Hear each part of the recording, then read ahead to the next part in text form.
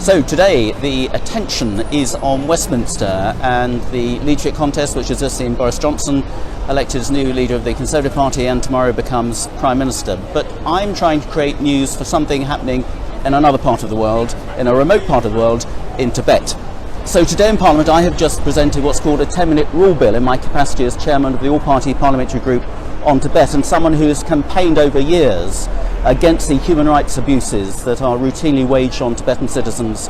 inside China and indeed on Tibetan nationals around the world.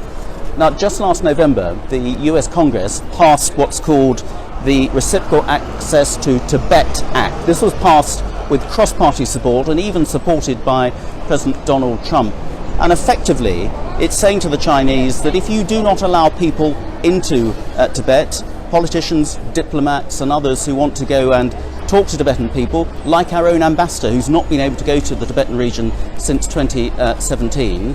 then foreign nationals should be free to travel in Tibet, just as Chinese nationals are free to travel anywhere in the UK, the States or elsewhere in Europe.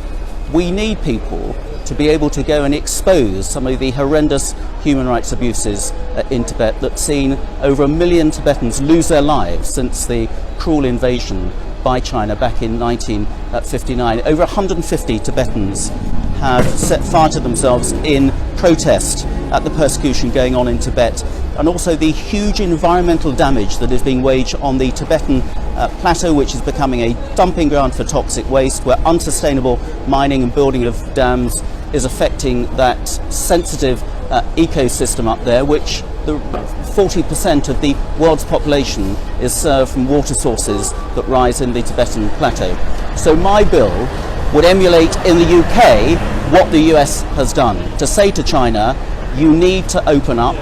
we need to expose these human rights abuses, you need to treat Tibetans fairly around the world and within China itself, and if you don't expect the people responsible for that to be able to come to the UK. It may seem like a remote issue,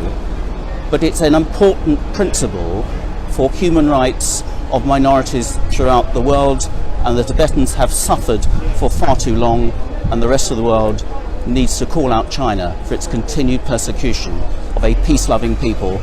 of Tibet.